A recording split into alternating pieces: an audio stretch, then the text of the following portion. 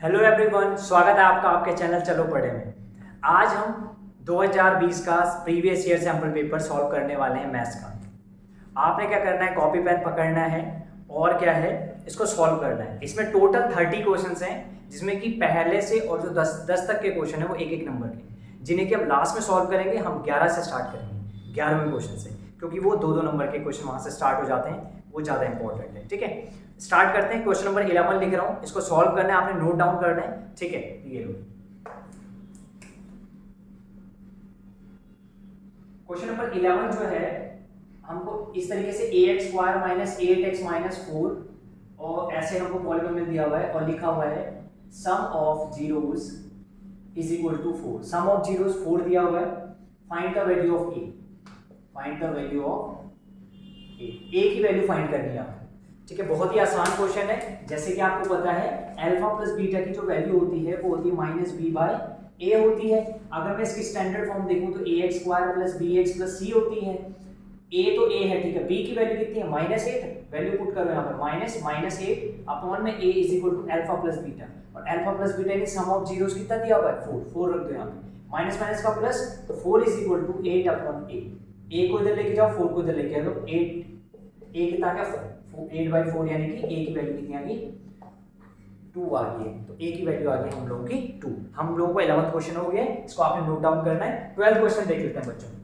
Question number जो 12th है उसमें लिखा हुआ है कि 1 plus tan square a upon में 1 plus cot square a is equal to tan square a। Prove, इसको प्रूव करना है भाई। 1 plus tan square a upon में cot square a is equal to tan square a, इसको prove करना है। देखो तो, सॉल्व करो तो। ठीक है, तो अगर मैं कहूं कि 1 प्लस tan स्क्वायर a कितना होता है, तो 1 प्लस tan स्क्वायर a होता है हमारा sec स्क्वायर a। ये आइडेंटिटी होती है 1 plus tan square a sec square a। और 1 प्लस cot स्क्वायर a कितना होता है, ये होता है हमारा cosec square a, cosec square a।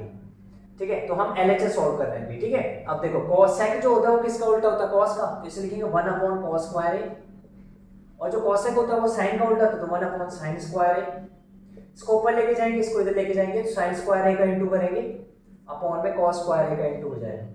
अच्छा, sin, इसको दोनों का स्क्वायर है तो इसको लिख लेंगे sin a upon cos a, और का होल स्क्वायर लिख लेंगे, तो दोनों में स्क्वायर है। sin a upon cos a कितना होता है tan a, और tan a का स्क्वायर कितना हो जाएगा tan स्क्वायर।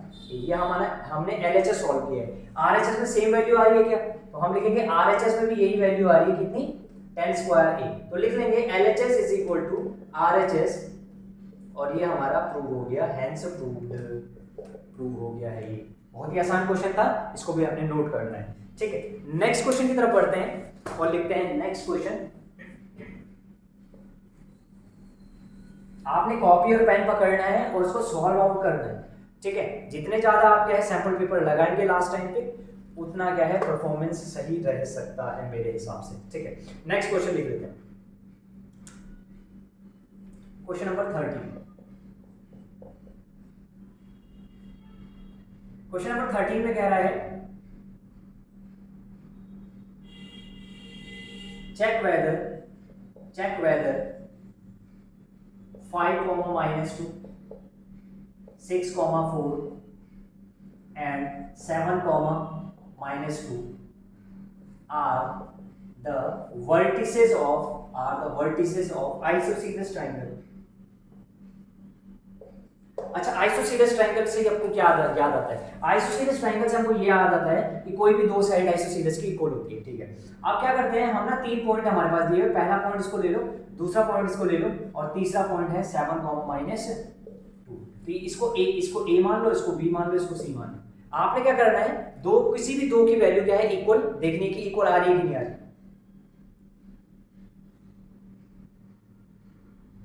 ठीक है, आ रही है कि नहीं आ रही है, तो वैल्यू चेक कर लेते हैं, है ना। पहले AB की AB के बीच की डिस्टेंस निकालते हैं, AB का डिस्टेंस निकालते हैं। कैसे निकालेंगे, तो इसमें लगाएंगे डिस्टेंस फार्मूला। इसमें क्या लगाएंगे हम लोग, डिस्टेंस फार्मूला। अच्छा बताओ तो डिस्टेंस फार्मूला क्या होता है। तो बच्चों डिस्टेंस फार्मूला होता है कि हमें क्या है, अगर मेरे को AB की डिस्टेंस निकालनी है तो x कोऑर्डिनेट में से x को माइनस करेंगे, 6 में से 5 को माइनस कर देंगे, और कर देंगे स्क्वायर प्लस 4 में से 2 को माइनस करेंगे, -2 को कर देंगे स्क्वायर रूट। बिल्कुल आपको एक फॉर्मूला याद आ रहा होगा, x2 माइनस x1 का square plus y2 minus y1 का स्क्वायर और रूट। यहाँ पर x1 x2 इसको ले रहे हैं और x1 y1 इसको ले रहे हैं, x2 y2 इसको ले रहे हैं। ठीक है, तो वैल्यू हम इस तरीके से पुट करें। तो a b की वैल्यू कितनी आ जाएगी, 6 में से 5 गए, 1 का स्क्वायर प्लस ये माइनस माइनस का प्लस हो गया, 4 2 6 6 का स्क्वायर 36, तो 36 और 1 का स्क्वायर तो 1 ही होगा, 36 और 1 37 हो गया, रूट 37। a b की वैल्यू आ गई हमारी रूट 37। तो ये तो आगे वही वैल्यू। अब ये वाला चेक कर लेते हैं कि AC की वैल्यू कितनी आ रही है।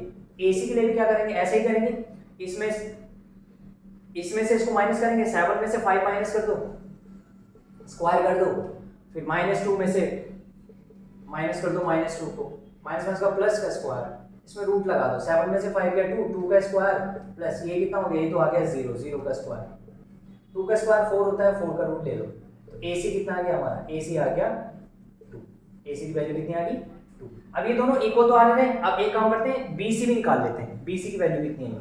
तो चलो BC निकाल लेते हैं। तो BC इज इक्वल टू कितना होगा, इस x6 में से 7 को माइनस करते हैं, स्क्वायर कर देंगे, प्लस 4 में से माइनस करेंगे -2 को, स्क्वायर कर देंगे रूट, 6 में से 7 गया 1 -1 का स्क्वायर प्लस ये हो गया, ये माइनस का प्लस हो गया, 4 2 6 6 का स्क्वायर 36, ये तो 36 आ गया और ये आ गया 1, तो ये आ गया 36 और 1 37, रूट 37। BC की वैल्यू रूट 37 आ गई, ठीक है, और AB की वैल्यू रूट 37, इसकी वैल्यू रूट 37, इसकी भी वैल्यू रूट 37 और इसकी जो वैल्यू है वो 2 है। तो ये दोनों इक्वल आ रहे हैं क्या। ऐसा ट्राइंगल जिसमें कोई दो साइड इक्वल आती है तो वो क्या होती है, आइसोसीलस होती है। तो हमने प्रूव कर दिया कि आइसोसीलस है। क्यों है आइसोसीलस, क्योंकि AC किसके बराबर हो गया, AB किसके बराबर हो गया, BC के बराबर। So this triangle will be isosceles. आ गया होगा समझ में, नोट डाउन करो तो मैं दूसरी तरफ से मिटा दूं।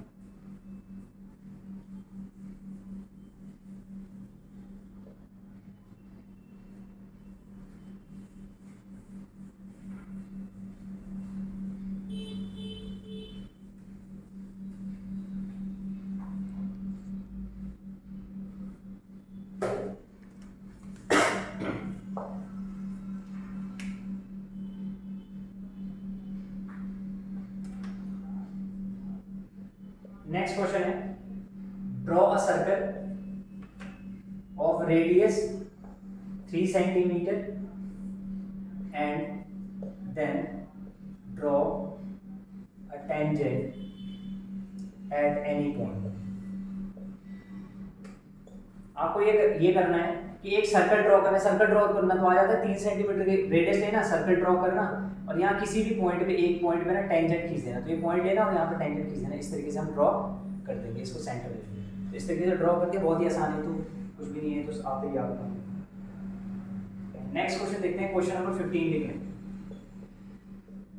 तो क्वेश्चन नंबर 15 में क्या है, अ डाइस इज थ्रोन रैंडम।